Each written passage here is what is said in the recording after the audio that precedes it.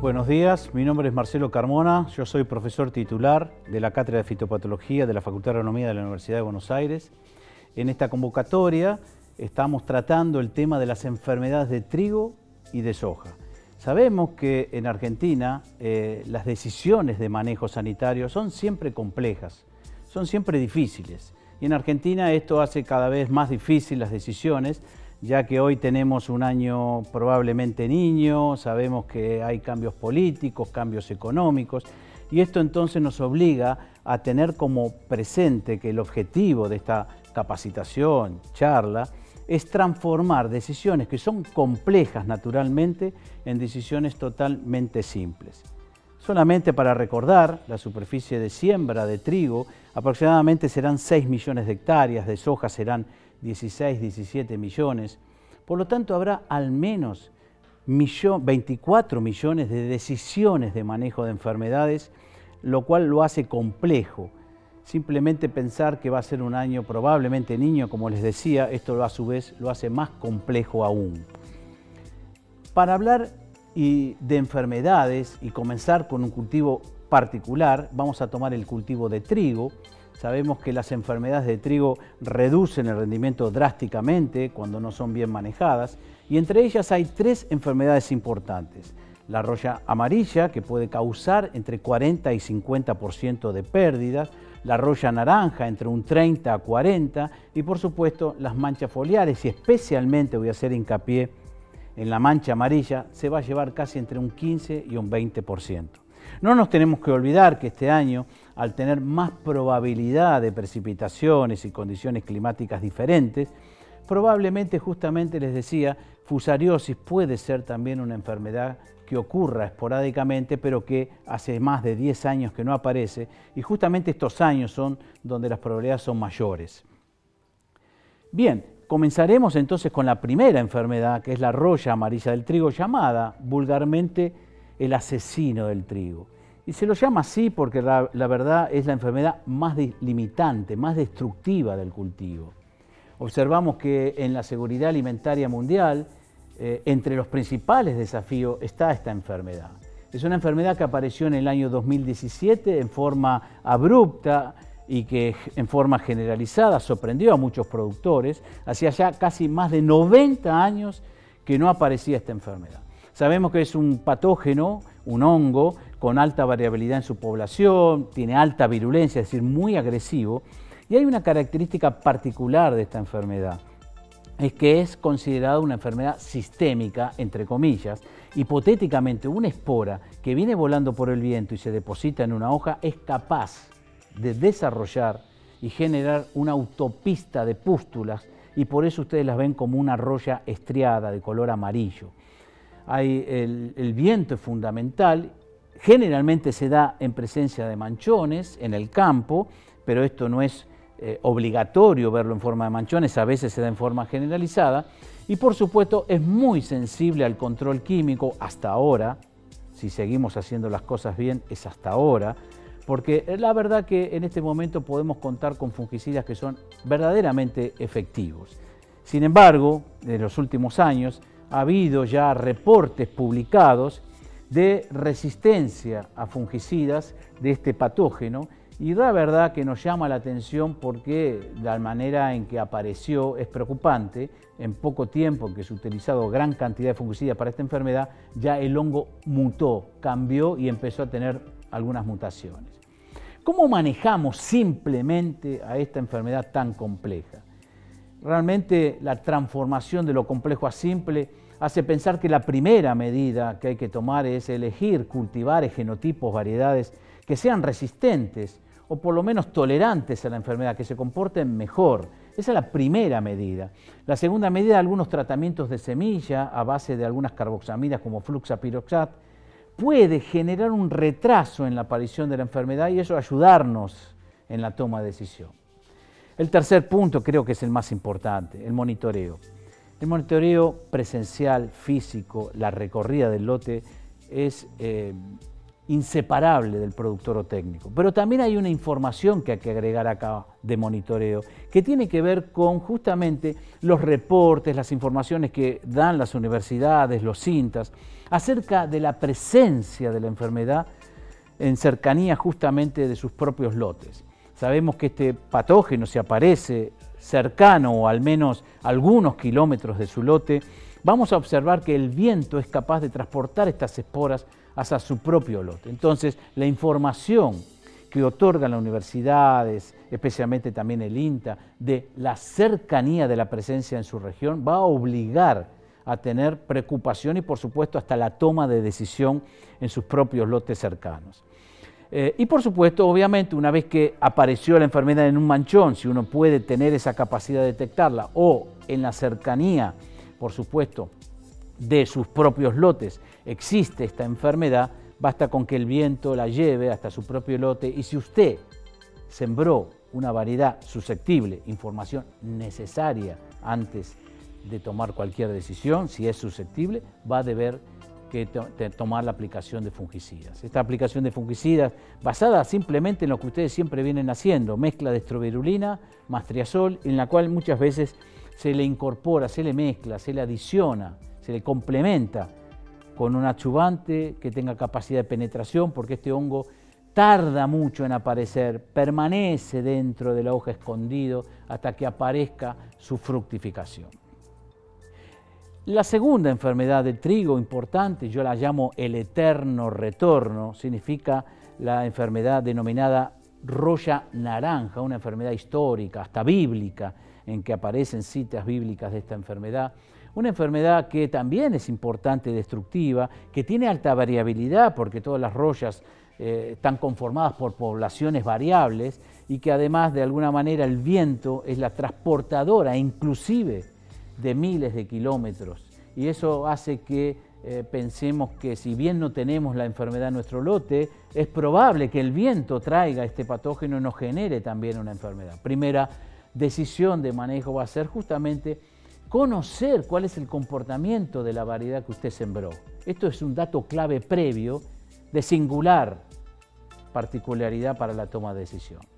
A diferencia de la roya amarilla, que les recuerdo era el asesino del trigo, acá la infección no es sistémica, es localizada. Hipotéticamente una espora produce solo una pústula.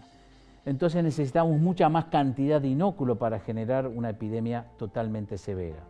Y lamentablemente debo decir que este patógeno es menos sensible, para no decir resistente, a los triazoles, que son los fungicidas que la mayor parte termina en sole, ¿no? Y que por lo tanto estos triazoles que tienen efecto curativo, es decir, cuando ingresó el patógeno va a ir a curarlo, ya perdieron efecto y por lo tanto no puede contar el productor o técnico con esta herramienta química. Hoy sabemos que las estrobirulinas, las más conocidas por ustedes, son las que ejercen verdaderamente el control. Algunas carboxamidas pueden también funcionar, como por ejemplo fluindapir, impirfluxam, solatenol, fluxapiroxat, entre otras. Hay algunas carboxamidas que no tienen este efecto royicida, pero estas que les nombré sí lo tienen. Por supuesto, la adición de agregados de moléculas multisitio, como mancozeb, por ejemplo, puede también aportar al control, otorgándole también la posibilidad de prolongar la vida útil de estas estrovirulinas, que todavía siguen siendo efectivas. Y lo más importante, ¿cuándo tomar una decisión? Claro, ustedes tienen que monitorear, no nos salva ni siquiera las fotografías aéreas ni los drones, tenemos que ir presencialmente a buscar el enemigo y tocarlo inclusive con nuestras manos. Y esto significa tomar 100 plantas al azar, separarles todas las hojas, pueden ser menos plantas, 20 por ejemplo, y de todas las hojas separar las que tengan al menos una pústula de las que no tienen. Si ese valor es tan solo de 2 a 5%, bueno, están completamente en condiciones de tomar la decisión de aplicar un fungicida basado en una mezcla de estrovirulina con triazol, sabiendo que la estrovirulina es la que hace mayor efecto para el control. Ustedes dirán, quizás es muy poco 2 a 5, pero no, ciertamente 2 a 5 es la condición ideal desde el punto de vista de la población a controlar para que ese fungicida sea efectivo. Si nosotros llegamos tarde, entonces nuestro umbral se excede y aplicamos cuando tiene 10, 20 o 30% de las hojas enfermas. Vamos a pedirle al triazol que vaya a curar y esa tarea ya, como les dije anteriormente, ya no va a ser efectiva porque no son más eficientes los efectos curativos de los triazoles. La roya naranja, por lo tanto, si uno tiene que transformar lo complejo en simple, hay que primero decir que las variedades que se elijan deben ser tolerantes o resistentes. Obviamente ya está gran parte de la superficie de trigo sembrada, busquen cuál es la información, chequeen igual a través del monitoreo personal si esa variedad se le quebró la resistencia y se tornó lamentablemente susceptible, hagan monitoreo, es decir, vayan a partir de encañazón, tomen 20, 30 plantas al azar, calculen la incidencia, número de hojas enfermas respecto al total, y si eso da 2 a 5%, simplemente es momento de tomar una decisión química. No aplique innecesariamente y no aplique en forma tardía, y sepa que los triazoles dejaron de funcionar para esta enfermedad. Como verán, estamos tratando de hacer lo complejo simple, transmutando esa complejidad en la decisión en una información disponible para que ustedes simplemente tomen la correcta decisión de manejar estas enfermedades. Y llegamos a una enfermedad vedette, una enfermedad joven porque se la ha considerado desde el año 1947 una enfermedad del trigo. Antes no era una enfermedad del trigo. Es una enfermedad que tiene mucha evolución a pesar de ser joven. Es la mancha amarilla del trigo, una enfermedad mundialmente reconocida como importante, impactante, protagónica, y que en Argentina ha crecido de la mano de la siembra directa junto con el monocultivo. No hay que castigar a la siembra directa per se, pero sí al monocultivo, y la combinación de siembra directa con monocultivo ha hecho explotar esta enfermedad, que se transmite por semilla, algo muy descuidado por productores y técnicos, y también a través del rastrojo.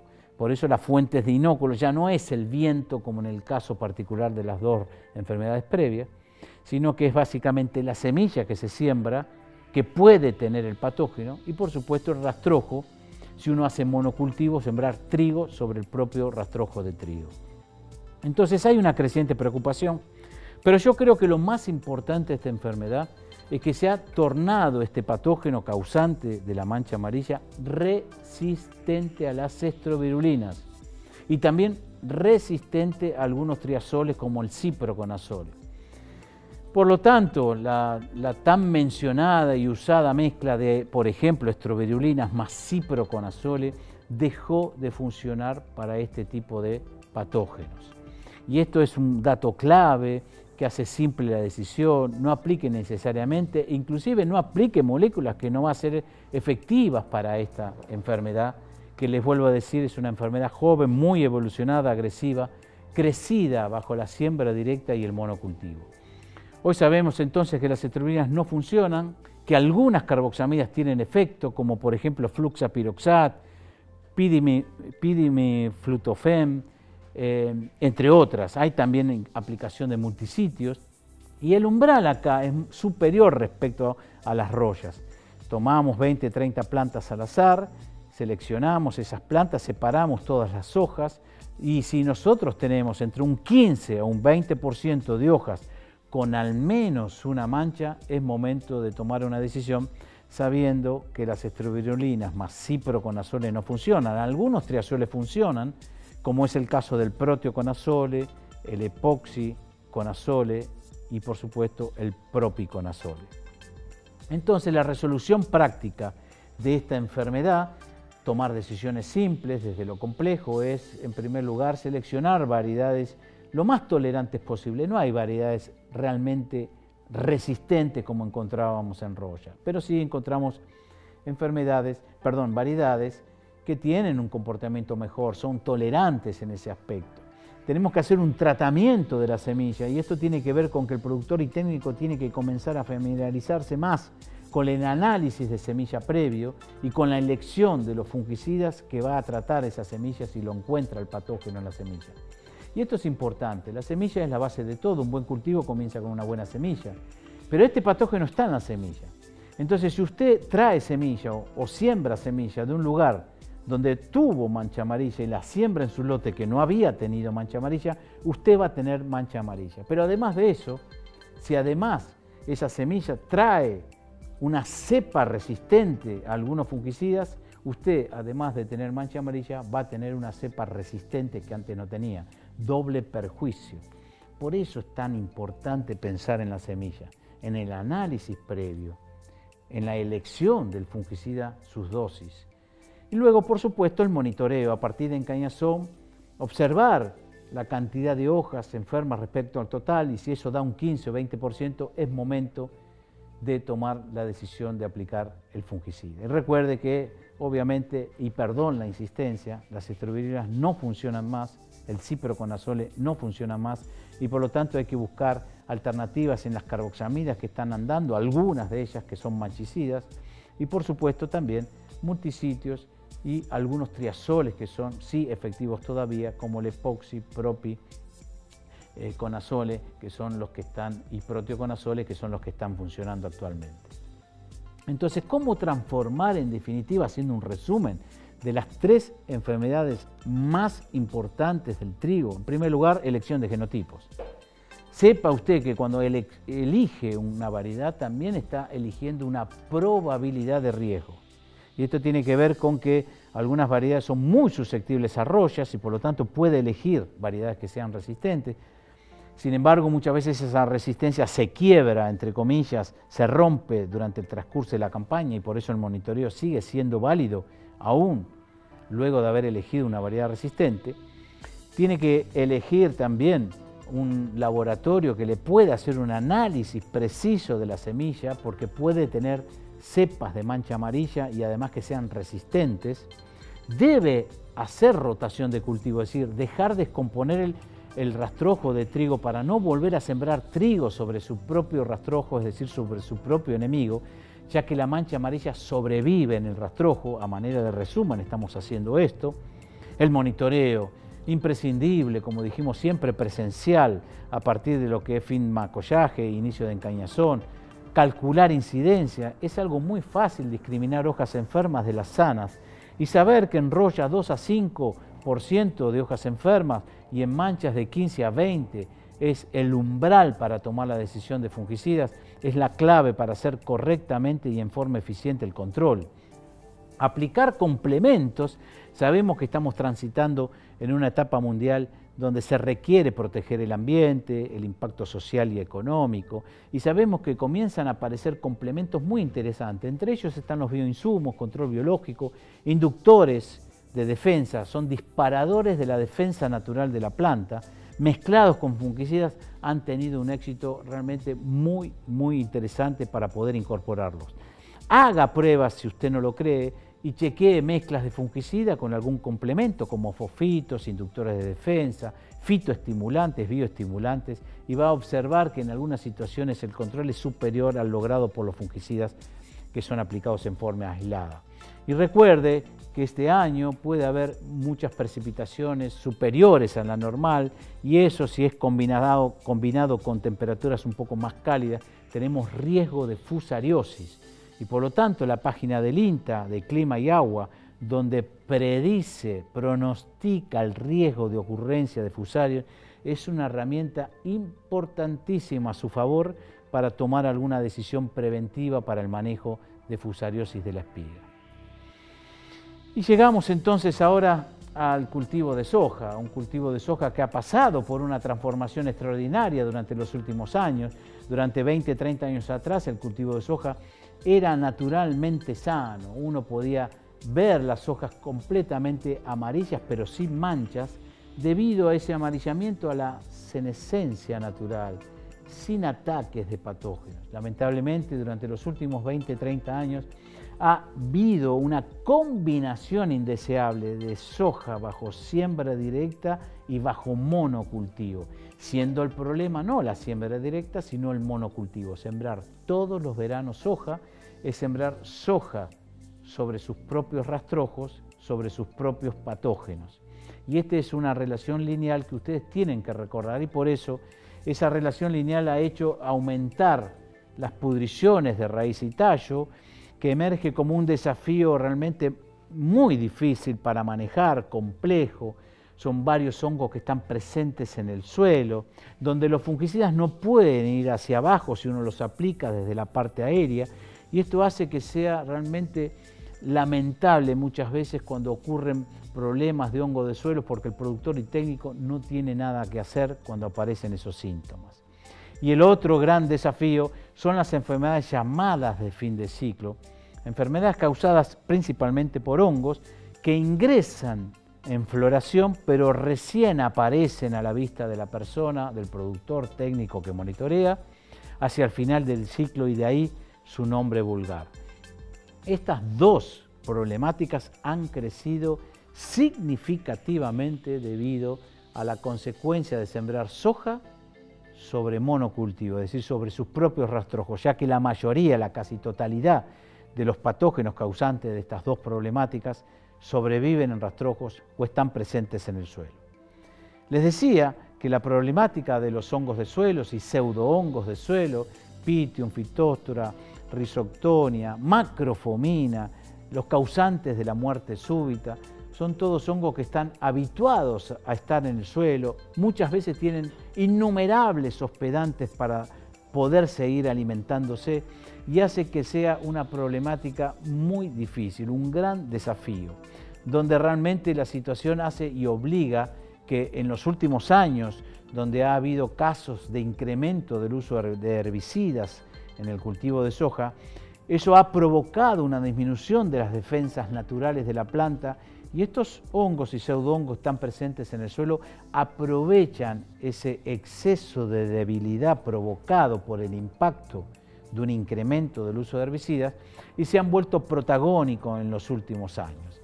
Y la medida de manejo preferencial en general no debe ser en forma aislada, sino que debe ser en un conjunto de medidas. Tratamiento de semilla, nutrición diferencial, uso de inductores.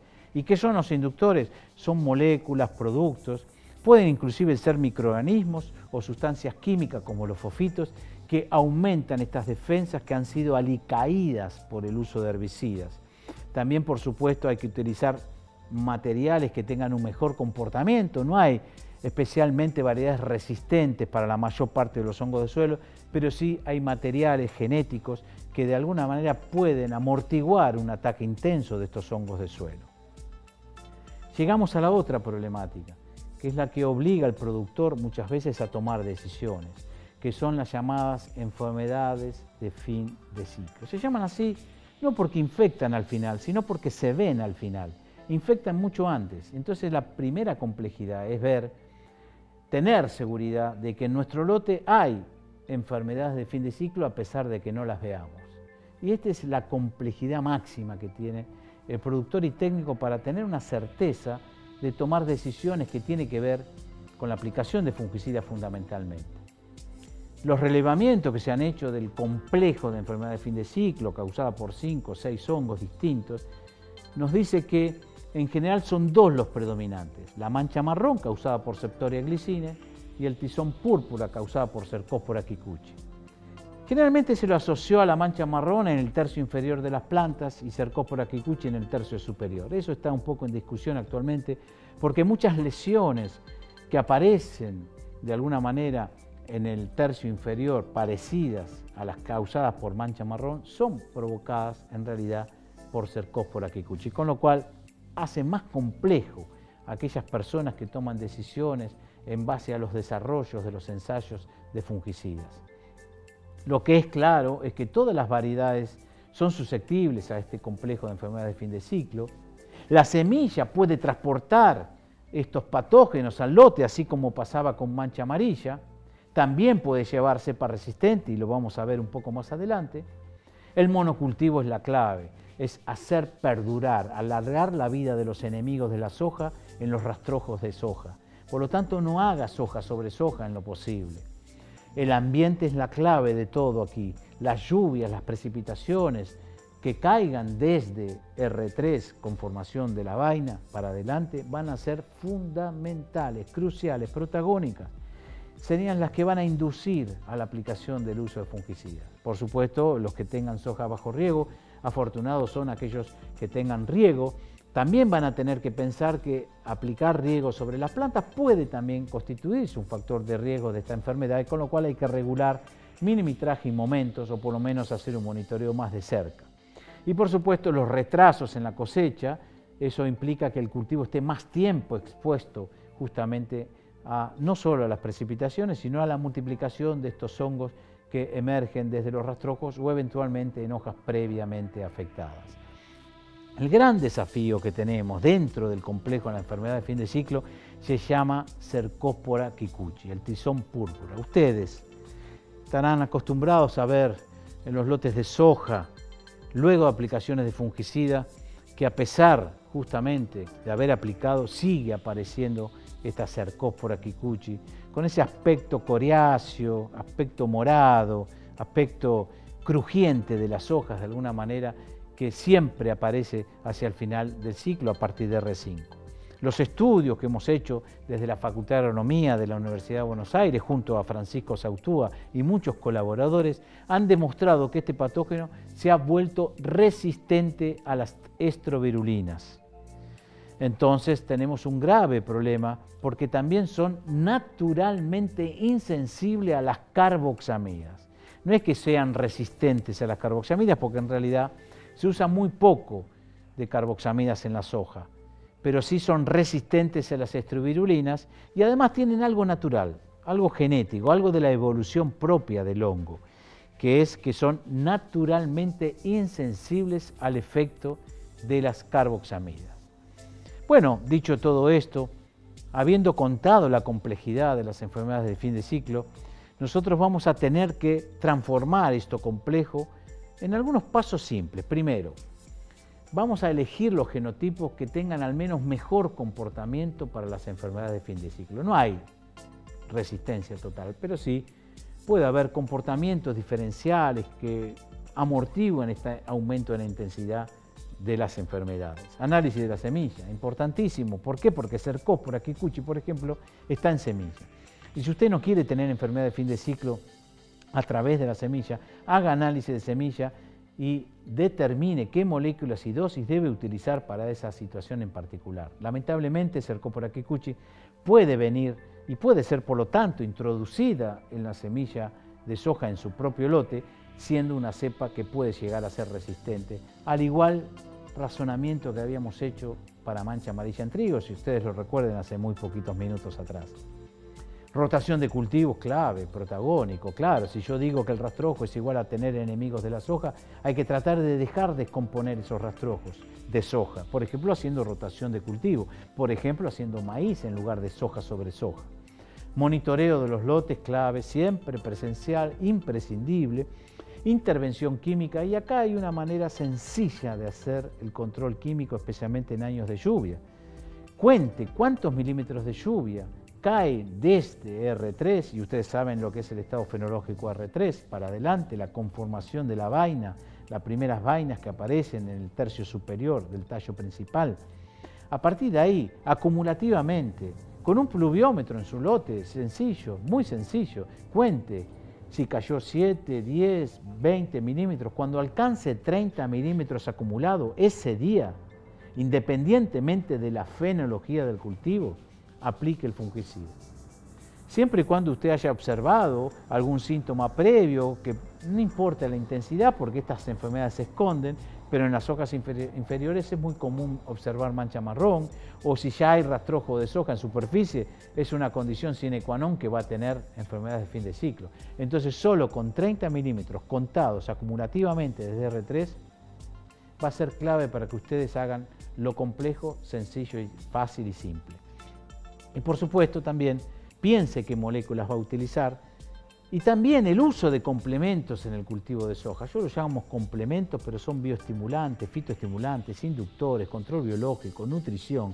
Todo eso va a colaborar para que el fungicida no solamente alargue su vida útil, sino que incluso sea más efectivo. Interesantes estudios tenemos nosotros desde la Universidad de Buenos Aires y la Facultad de Agronomía de la unión de fosfitos, por ejemplo de manganeso, de potasio, junto con los fungicidas para incrementar la eficiencia de control y alargar la vida útil de los fungicidas.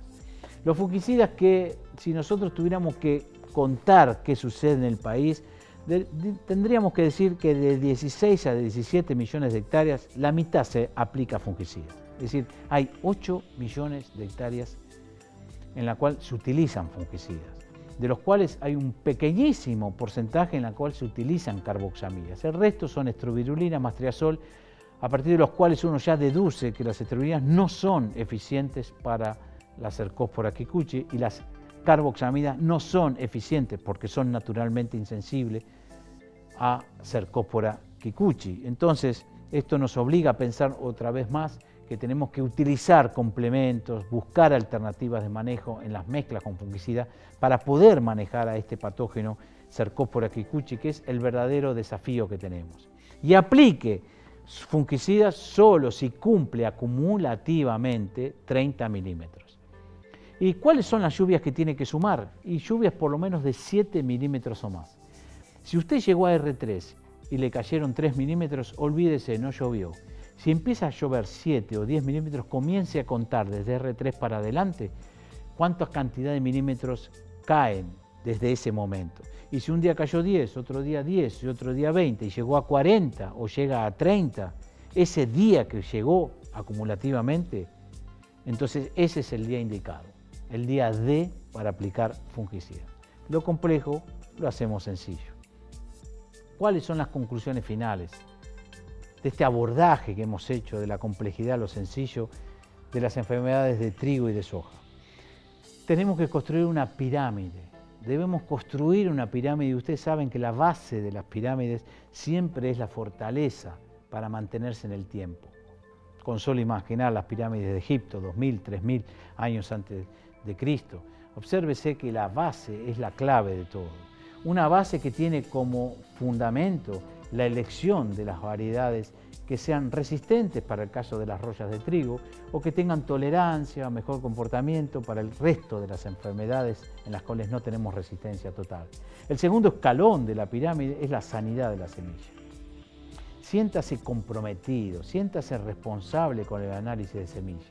A través de la semilla comienza un buen cultivo, pero a través de la semilla es donde se introducen los patógenos. Y esos patógenos también pueden ser introducidos siendo resistentes a los fungicidas, con lo cual usted compra un doble problema si no hace el análisis previo y por supuesto el consecuente control efectivo. Haga el manejo cultural, por supuesto las rotaciones de cultivos para los patógenos que sobreviven en rastrojo, y estoy hablando de la mancha amarilla del trigo y estoy hablando de todas las enfermedades de fin de ciclo de la soja, incluido también algunas pudriciones de raíz y tallo donde es necesario aplicar rotaciones inclusive por mayores periodos. Obsérvese también el manejo nutricional, el manejo de las defensas naturales de la planta, conozca la bioestimulación, control biológico, inductores de defensa, los fitoestimulantes en general, haga una bioquimioinducción en definitiva, haga monitoreo tanto en trigo a partir de encañazón como en soja, el monitoreo de la información en ambos cultivos y en soja particularmente a partir de R3 para conocer las precipitaciones que caen, que va de alguna manera a estallar el peligro de las enfermedades de fin de ciclo. Y si ustedes recuerdan, yo les había dicho que las enfermedades de fin de ciclo entran antes, pero se ven casi al final.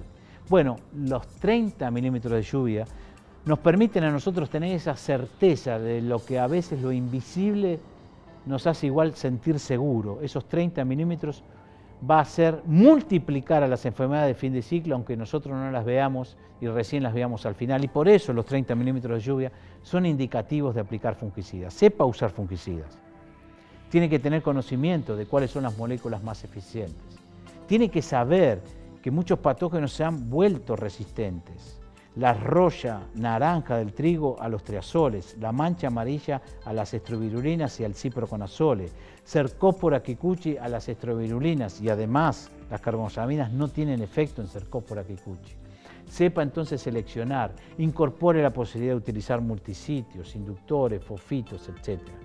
Cuide a los fungicidas. Haga el control que sea, por supuesto, oportuno, correcto y eficiente. Intervenga siempre que sea necesario. Muchas gracias por haber escuchado esta capacitación, estoy a disposición. Simplemente les quiero dejar un link donde ustedes pueden repasar inclusive algunos aspectos sanitarios de todo lo que hemos hablado, incluso incursionar en nuevos cultivos y nuevas enfermedades. Muchas gracias, un placer, gracias a Sigma por la invitación.